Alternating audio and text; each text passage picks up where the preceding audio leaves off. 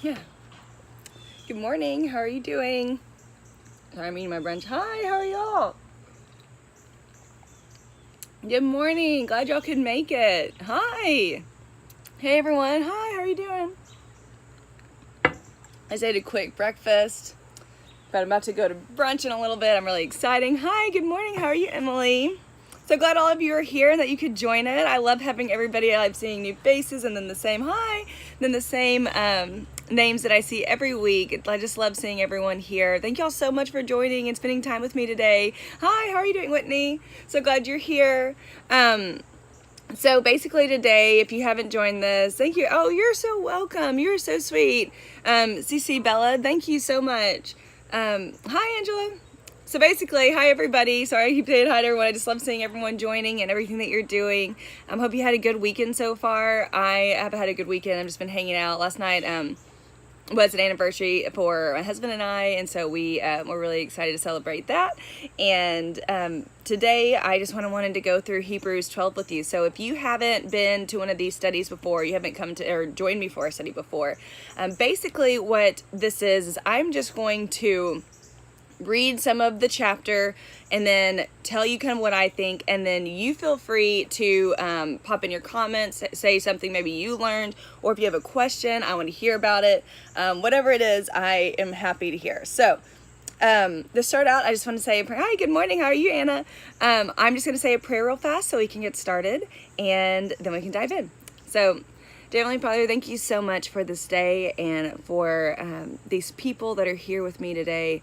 Lord, I pray that you would soften their hearts to hear what I have to say, and that you would give me the wisdom that I need in order to pour into their hearts. Lord, I ask that you would give me wisdom and just show me what your word is supposed to say so I can tell them truth. I can tell them your truth, Lord. I pray for each one of these people specifically, that whatever they're going through right now, that you would help them, that you would help them on their spiritual walk, and that if I can do anything to help them individually, Lord, that you would allow me to do that. Amen. Amen. Thank you all so much. Thank you for joining. So we're going to dive in. I'll just go ahead and read a little bit of chapter 12. I'm going to read through 1 through 16. And then I think I'm just going to read one more at the bottom. But no, I'll just go through 16. But I would love for you to finish out the chapter. After we do this, like if you just want to finish the chapter out, I always want you to finish. I just don't want to sit here and like read the whole thing, because I'm really just going to focus on the beginning of it. So starting at verse 1. So, chapter 12, Hebrews 12, verse 1. Therefore, since we are surrounded by so great a cloud of witnesses, let us also lay aside every weight and sin which clings so closely, and let us run with endurance the race that is set before us. Looking to Jesus, the founder and perfecter of our faith, who for the joy that was set before him endured the cross, despising the shame, and is seated at the right hand of the throne of God. Consider him who endured for sinners such hostility against himself, so that you may not grow weary or faint-hearted. In your struggle against sin, you have not yet resisted to the point of shedding your blood. You have forgotten the exhortation that addresses you as sons. My son, do not regard lightly the discipline of the Lord, nor be weary when reproved by him. For the Lord disciplines the one he loves, and chastises every son whom he receives. It is for discipline that you have to endure. God is treating you as sons. For what son is there whom the Father does not discipline? If you are left without discipline in which all have participated, then you are legitimate children and not sons. Besides this, we have had earthly fathers who disciplined us and we respected them. Shall we not much more than be subject to the Father of spirits and live? For they disciplined us for a short time as it seemed best for them, but he disciplines us for our good, that we may share his holiness. For the moment of all discipline seems painful rather than pleasant, but later it yields the peaceful fruit of righteousness to those who have been trained by it. Therefore lift your drooping hands and strengthen your weak knees, and make straight paths for your feet, so that what is lame may not be put out of joint, but rather be healed.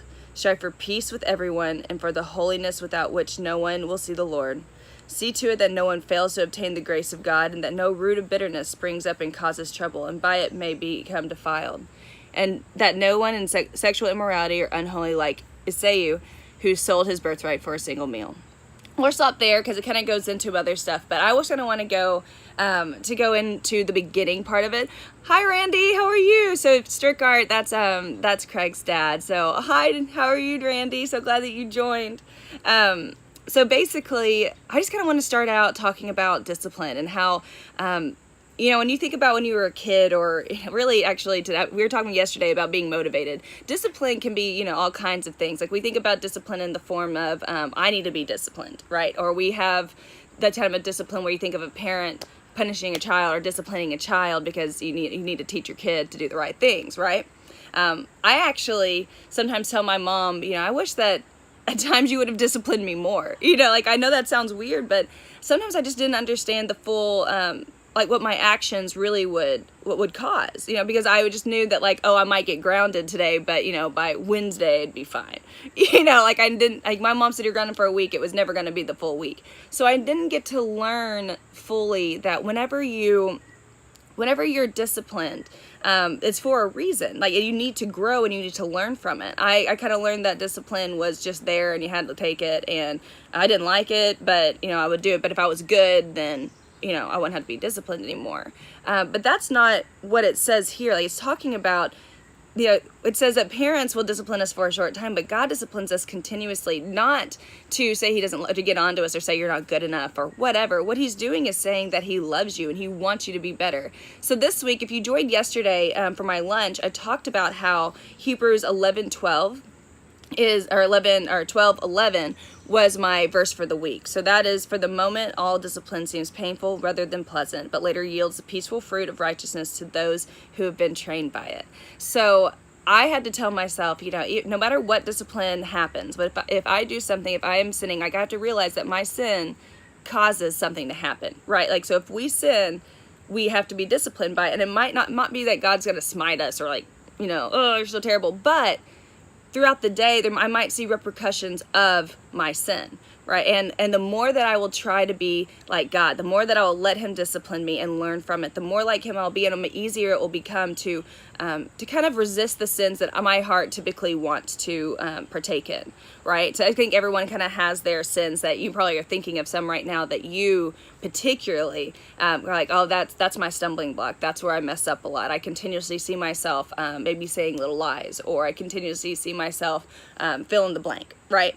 So that's something that when we really try and allow God to discipline us through it and admit that these are the things that we do, then it can help us in the long run become more like Christ and become more holy. And it will help us longevity in situations. I know it seems weird to think that maybe it's kind of going to God about a sin and learning to be disciplined by that, or be disciplined by that and learn from it might help you in other areas of your life. But the more that we're disciplined, the more that we can take that discipline from God, the more that when we go through hard storms, when we go through the difficult moments, the more that we'll be able to lean on God in that situation because we have a closer relationship with him, right? I mean, I know my story and everything that our family went through, but as a Christian, the more that you're able to lean on God and say, okay, I trust you, I have faith in you, the easier it is to get through the hardest moments of your life. And I really truly believe that the way that the way you have more faith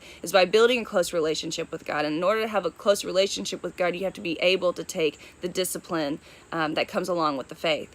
So going back to the beginning, so it says, the race before us. When I was younger, I didn't really understand what that meant. What is the race before us?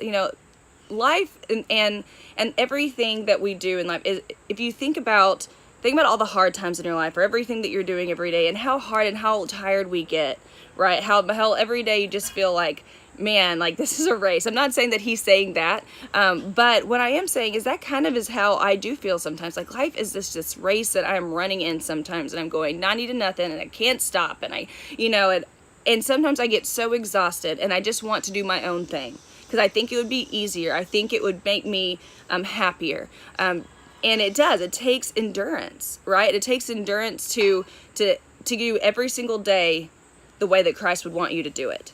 right? That takes endurance. Every morning you have to get up and you have to try to read your Bible. Or if you can't do it in the morning, you set time aside at night or at lunch or whatever. But it's doing things to keep that relationship with God, because you need to be able to endure the days before you, because it's going to feel like a race. It's going to be hard. It's not going to be the easy path that we tend to think like Christianity is going to be, right? It's something that I actually wrote here, and when we were in let's see, 5b and 6, and verses 5b and 6, it talks about do not regard Christianity lightly, right? A lot of times I think as Christians, we think like, if I'm just doing everything right, like I become a Christian, I do everything right, and things will be easy. And I can tell you from my life, that's not the case. Now, things will become easier. Like I have a peace that goes beyond understanding, and that's easier. That makes my life easier. But that doesn't mean that the things that I face are going to be any easier than somebody that is not a Christian, right? We're all going to face things. We're all going to go through things. But the peace that you will have, and the peace that, like, to me, I think that so many people come to me like, I'm hurting, I'm this, I'm that, and they're looking for this peace. And that's what I do feel Christianity offers you. The love that you feel from God, the peace that you feel, all those things are so real if you have a real relationship with Him. But what we experience and what we go through is no different than anybody else. We will all experience hardship. We'll all go through hard things. But here, what he's talking about, like being by the discipline that we experience, will strengthen our relationship with God, which then what? It builds our faith, which then helps us in those moments. But we're not to regard Christianity lightly. It requires a lot of us. I put, we have to be obedient. We have to refuse sin. We have to grow through our failure. All three of those things are hard to do, right? It's hard to, it's hard for me to grow from my failure. I mean, I do grow, but a lot of times I catch myself just getting down on myself. If I failed, if I messed up, if I didn't have a good week, or whatever, I struggle with it. I feel like I can't get over that failure, or I'll never be better. And I forget that it's not about me. Like, God doesn't expect me to get over it. He expects me to trust Jesus to help me, and together we'll work through it. But that takes discipline, right? Like and this, I'm talking about more of like a different side of a discipline. It takes a kind of discipline where I will sit and I'll say, okay, Jesus, you can do this. I can't, but I will trust you that you can do it, right? That's hard. That's hard to do sometimes, especially when you can't see the end goal, when you can't see how is he going to make it better? How is he going to help me through it? And it's really hard to be obedient. I was a good kid growing up. I wasn't bad. Like, if you looked at my track record, I mean, I maybe forgot my homework once or twice. I did most things the way I should. I never snuck out of my house. Although my friends did, and I got in trouble for it, but I did not sneak out. Mom, if you're watching this, I did not sneak out of the house today. But, that obedience was just what's easy. It's not the kind of obedience that requires a heartfelt, I will do this because I love you. My obedience came from, I just don't want to get grounded. I want to get in trouble. And if that's all how you trust God, if your trust or your obedience for God is all just, I just don't want to have to deal with bad stuff. I don't want you to be angry at me, God. If that's all it is, it's a lot harder to be obedient. But if your obedience comes from loving God and having that strong relationship with Him, it's a lot easier to decide to be obedient, because you want to be, because you love this person, you love God. It's not just, you're a scary dad that's going to get on to me. It's, I love you, and therefore I want to please you, right?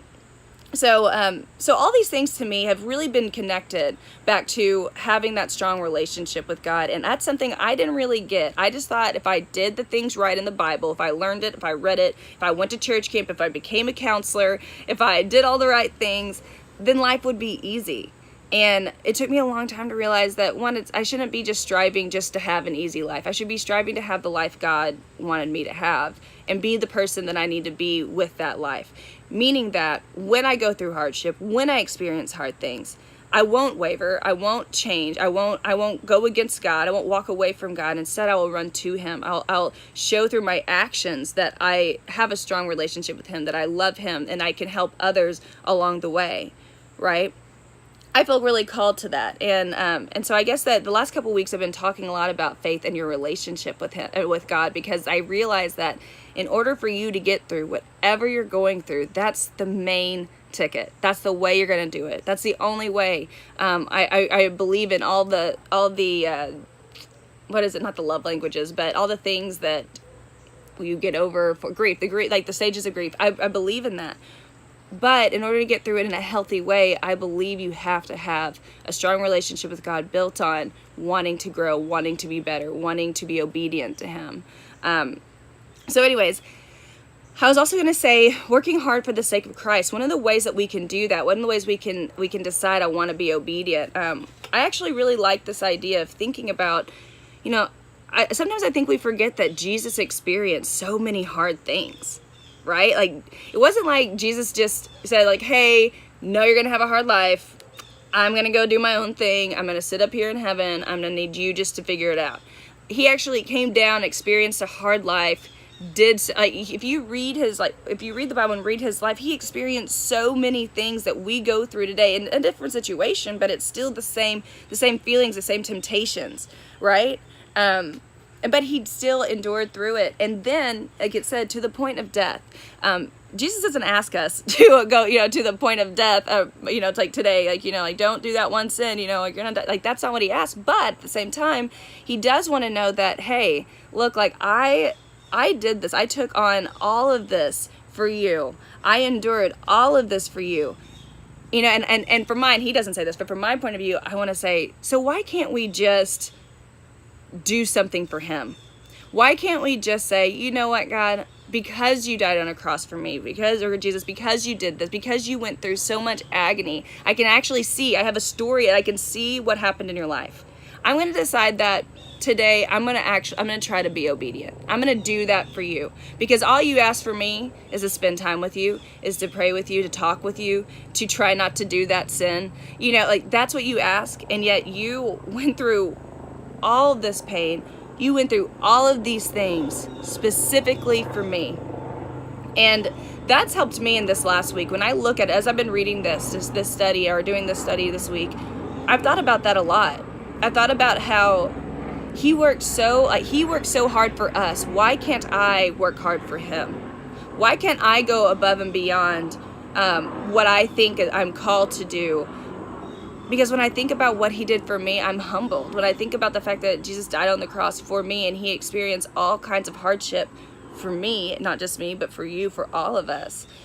Why can't I just spend some time reading my Bible? Why can't I just try, And it's because we don't have the same kind of endurance, or I realize I don't have the endurance I need. I don't have the strength that it takes in order to endure the same things. And that's why I have to be in the Word, talking with God, having a relationship with him, because otherwise I will always fall short. I will not be able to keep up. And he doesn't expect that. I know that, but he wants me to try. And it's up to us, if we have a relationship with him, to want to try to do that. So the last thing I kind of wanted to talk about before I want to open it up to you was also when it talks about making your path straight. I had at church one day, at my church in Fayetteville, they called up and said, like, who feels called to ministry? If you feel called to, if you got saved today, come down. But if you also feel called to ministry, we want you to come down. And I had that feeling, like your heart races real fast. I don't know if you had that altar call when you've gone up and actually told the pastor, like, I want to believe in Jesus. I want that.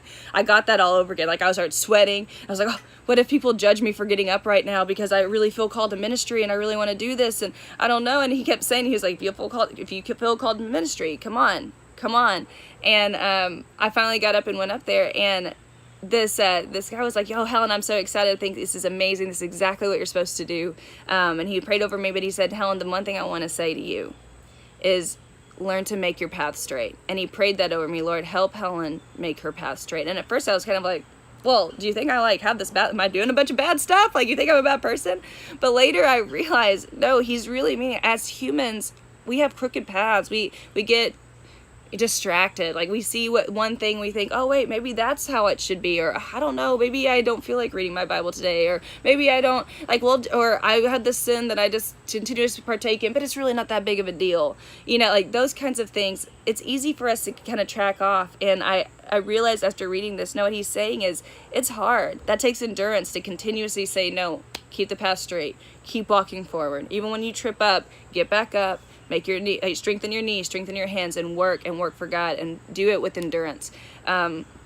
And so that really convicted me today. I was really, to this week, I was convicted at, one, Helen, like, you can work hard for God. You can work hard for Jesus. I look at everything that he did for me, I can do that for him. I can try. I can give my best effort. And then I felt convicted on, Helen, are you continuously making your path straight? If you feel called to ministry, are you continuously trying to pull it back? And even if you don't feel called to ministry, every day as Christians, if we want to help ourselves grow closer to God, but we also want to help others, that's something we have to do. We have to learn how to pull our paths back to the center and follow after what God wants from us, versus what we think that the world thinks is okay, and make up kind of our own faith. And I think that's what I did for a long time. It's like, oh, well, that seems hard. I don't really think that must not be what God wants me to do. That's kind of difficult to live that way or to think that way, or so I kind of made my own Christianity for a while without even realizing it. And so now I'm really trying to say, okay, God, what do you think? Like, what do you need me to do? Help me. I'm not going to be able to do it on my own. But I'm okay with that. I'm okay with relinquishing the I can do everything idea. Like, I want to give back and say, God, I can only do this through you. Will you please help me? And I think when we are able to do that, it's amazing what God does. I mean, you can't get it until you decide, I'm going to give everything up. But that's something that I truly want to ask you to do this week, is maybe think about some areas that you need to straighten. Some things. I think I said in one of my posts this week. What area do you need to strengthen? What area do you need to make your path straight? Be honest with yourself. I'm not asking you to tell me, or help. If you feel called to tell somebody, then do that. If you need accountability partner or something, but today I really want you to think about, what area could I grow in, or strengthen my knees, strengthen my hands, and just go after Christ in the right ways, and try to straighten my path. What way can I do that? And just see, if you'll dedicate yourself to that, focus on it for a week, see how God does in your life, see how you feel, how much better you feel. I can tell you that every time that I've decided this is something I need to grow in, and I've done it or I've tried, I've never regretted it. You're never going to say, I really regretted trying to be more like God today. That was really bad. Like, nobody ever says that. You're always so proud of yourself. You always feel better. You're always so thankful that you do. And so I really want to encourage you, find one thing. I'm not asking you to just mutilate yourself and say, like, oh, I'm terrible at all these things. What's one thing? Put one thing, and let's focus on it this week. Let's focus on one thing we can do to be more like Christ and to grow in our relationship with him. And realize that you may be disciplined. You may feel that discipline, or you may feel Satan trying to get you not to do it. And you may feel like you may trip up. But if you trip up, that doesn't mean that you are less than. Or I said that yesterday, you are not less than if you mess up, if you come back to God and say, I want to be better. You're never less than. This is always an opportunity to grow. Always an opportunity to grow closer, to build your endurance, to fight the good fight. And then see if there was anything. I felt like there was one more thing I wanted to say. So looking to Jesus, the founder and perfecter of our faith, that kind of is just kind of how I wanted to bring it back. I think that, I don't know about you, but for me, it was really hard for me to look at Jesus and say, you are the founder of my faith. I didn't decide on my own. You decided. And you are the one that perfects it. I'm not the one that can do all of this. Even if I read my Bible every single day, read the whole Bible in like 3 months, or whatever big decision I wanted to make, our actions will never make us more godly. Our love for God and our faith in him, and our desire to please him, that's what brings holiness. And through holiness, then you will see actions. But if you're focused on just doing the right things, there's a girl in my sorority one time, and I think I've shared how, like, I got my feelings hurt at one of the Bible studies that I did whenever I was kind of in my weird phase and I was getting back to God. But later, this girl talked to me, and she kind of apologized for saying those things, and then some of the things she said. If you want to read it's one of my past blogs, I wrote about it. But, anyways, she was talking to me about how she realized that she had just been doing things trying to be good, trying to be deemed worthy because she seemed like the Christian girl in the group, and that gave her some sense of pride. And she realized that that's what had happened. She'd become prideful in her love for God, or in her relationship with God. And it was easy for her. She even said, like, it's easy for me. Like, it's easy for me just to do the right thing. And so then I just feel like I started realizing I was looking down on everyone else, saying, oh, well, you obviously aren't a good Christian. Like, I am the ultimate Christian because I can just do all the right things. I've never had a sip of alcohol in my life. And she's like, I celebrated all these things that weren't meant to be celebrated. Like, why does that even matter if you had a sip of alcohol or you haven't? You know what I mean? Like, she was realizing that she had been so based on what are my actions, am I following the rules? And we both kind of came to the decision that, you know, it's not about us and if we can do everything right, but it's actually about us being able to release control to Jesus, to God, and say, okay, God, you perfect me. I realize I cannot be perfect on my own.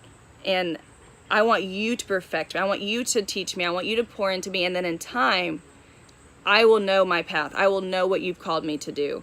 I'll know how to treat others. I'll start seeing fruit. One of the coolest things that ever happened to me was I was just trying to get into my Christianity again when I was at church. Y'all, I would wait for church every Sunday. Like, I didn't go out. I didn't do anything. I just wanted to get back in line with God. This is when I was in grad school.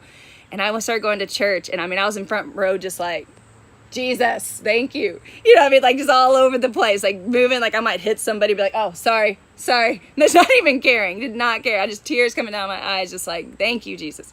And I got a letter from one of my pastors that mentored me a lot. It was like probably 6 months later, and he sent me a letter and just said, hey, I just want to let you know, like, I just see how much you're letting God pour into you. It's nothing that you're like, and he hadn't seen me do anything. I hadn't like done some great stuff or become even a small group leader or anything. He was just like, I just wanted to let you know, like, I see what Jesus is doing in your life. I see a difference. And then shortly after that, I had a friend call me and say, hey, I want whatever it is that you have. And that was the coolest experience for me. And I say that not to be like, oh, pat myself on the back, because I mess up and I'm not perfect. And I definitely feel like I'm far from the girl that was just up there just like free as a bird. But I will say that when you allow Jesus to perfect you and perfect your faith, it is noticeable. You feel it. You feel more joyful. You feel more at peace. But also other people see it, and then God can start using you in whatever direction, in whatever way, wherever He's placed you in life. He's placed you there for a reason. He's wanting you to have this strong relationship with Him, and He wants to discipline you, and He wants you to learn endurance or have that endurance because He wants to use you for something. He's wanting to say, okay, when are you going to be ready to let me perfect you, to work on you, so that I can place you right in front of the right person at the right time. You know, all of this is not just to say, hey, be a good Christian, be better. It's to say, be all those things. Grow in me. Let me discipline you so you can grow and you can endure and you can have endurance. But do it so that you can win people for my kingdom, so that you can know me and that you can make my name known. That is the ultimate job of all of us. So no matter where you're at, no matter where if you're teaching, or if you're a lawyer, or if you're a mom, or if you are a oil and gas company, is it CFO? Whatever you are, Randy. Whatever you are, Randy. But whatever you are, you know, God's placed you there for a reason, to be a light to people and be a light to others. And think about if all of us allowed God to use us that way, how beautiful this world would be. So wherever you're at today, know that there's a purpose, there's a reason. If you're looking for your purpose, you don't have to search for it. I truly believe if you'll just pour into your relationship with God, God will make that known, and He'll just use you. I mean, I said that the other day. Look at all the places, people in the Bible. He wasn't like, okay, other than like Moses, I think. Moses, he was kind of like, hey, Moses, here's your plan. Here's what you're supposed to do. But most everybody else, he was just like, hey, just trust me. Just do it. You know, just have a relationship with me. And they just did, and they just grew and grew and grew. And when the time came, He used them. So I would say that right now, if you're in a waiting period or you don't know your path, just grow in Him. Gain that endurance, do everything you have to do so that whenever the race begins, whenever He says, all right, it's time to go, you know, and He like shoots that starting gun, you know, when He does that, know that you will know that you're strong enough to handle it. You'll know that you have the endurance it takes to get all the way through the race, to get all the way through that storm, to get all the way through whatever it is you're going through, or to even just sit down with a friend and say, this is why Jesus wants a relationship with you. Whatever it is, you'll be ready. So I hope that helped you today. That's basically what I wanted to say. I do want to encourage you read the rest of the chapter. I just focus on the beginning. But please read the rest. And if you have any questions, I want to hear those things. I want to hear what you have to say. Let me see. I'm trying to, hi. Oh, from Northern Virginia. Thank you. I love seeing where everybody's from. That's so awesome. Let's see. I'm sorry. I'm trying to scroll through the bottom. Hi, Helen, you've inspired me to look deeper in my faith, to go worship the Lord and read the Bible. You're so welcome. Thank you so much for doing that. If anything, that is what I feel like, that makes me the happiest. It's just people saying that they have a relationship with God again. Whenever Craig passed away, and I remember I was on the CNN interview thing, and I was driving, they had a limo driver come pick me and his sisters up to go drive down to Little Rock, and we were in the car, and this guy told me that. He was like, you brought me back to my faith, but in doing so, it's like I realized in that moment how much that just stirred my heart. And I knew that's like, if that does that kind of power in my heart, I know that's what God has intended for me to do. That's what he's called me to do, and that's what I want to do for people. So I'm so thankful that I could help you, and I know that that's God working inside of you. She's the sweetest girl ever. I love seeing your light. Oh, thank you so much. God is so good.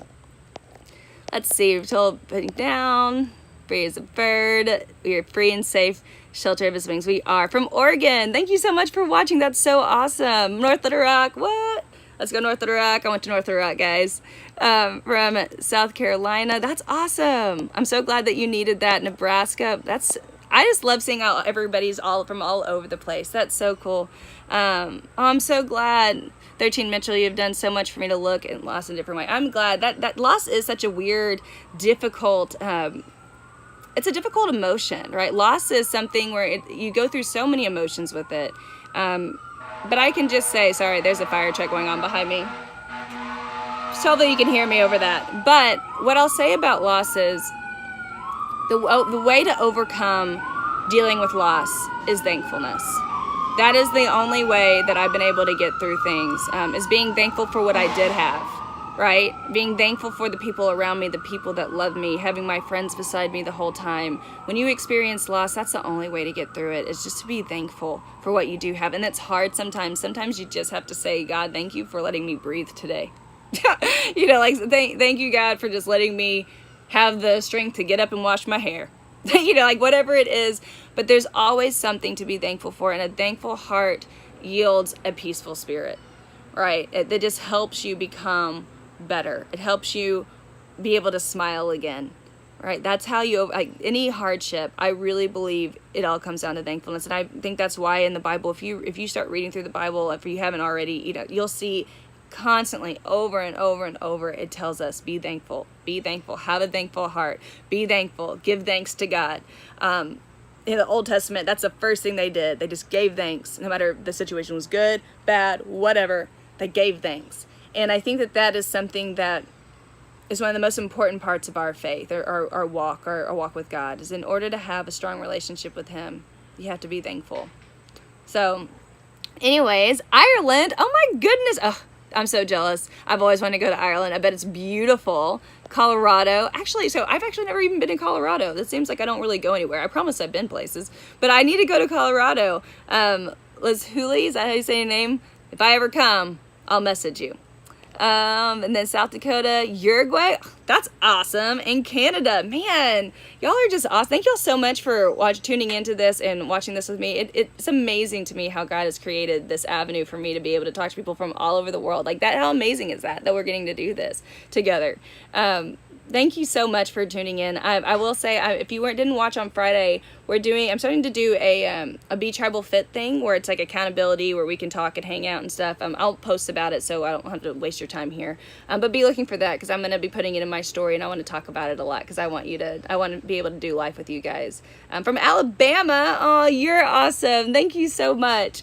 I love you guys, and I hope that this week, you'll hear what I said. Strengthen your relationship with God and find one way that you can straighten your walk. You don't have to tell me, you don't have to tell anyone if you don't feel comfortable. If you need an accountability partner, tell someone. But just straighten one area of your life. Focus on him and say, God, what can I do? What can I do to grow? How can I be more like you? How can I endure? In what ways do you need to discipline me? And if you feel that discipline, don't take it like he doesn't love you, because he does. That's what he was saying. He loves you because he disciplines us. He loves you because he wants you to be better. If you're a parent, you know that you discipline your kid not because you hate them. You discipline them because you love them so much, and you're like, oh, if you could only know what I know now. You know, like, you don't want to act this way. You don't want to do this. This isn't what you really want. If you can see the longevity, like, that's how God looks at it. You know, like, Helen, if you can just see longevity, this isn't what you want. You want something further. You want to be better. So, oh, Salem. Oh, it's only time to go. I'm going to have to cut it short because I'm going to brunch. Y'all love brunch. I'm totally that basic girl. So we're going to go to brunch, but I really do want to just encourage you this week just to say, try. Tell me one thing. If you want to send me what it is or how your week was better, I want to hear it. I'm going to start doing questions in my stories. So if you have questions, please send me questions. I want to be able to answer those. I also want to be able to praise people. So if something's great going on in your life or you've seen how you've grown, I also want to give a praise to you. So send those to me as well. If you've grown in some way, message me. I want to post about it. I want to shout out for you. So I love you. Thank y'all so much. And thank y'all for tuning in. Again, my verse was Hebrews 12:11. But I want to say, this week, I just want you to think about 12:13. Make straight your paths. How can you make straight your paths? I love you guys. Have a great day. And I will talk to you next Friday if y'all decide to come to the lunch. So love you. Bye, guys.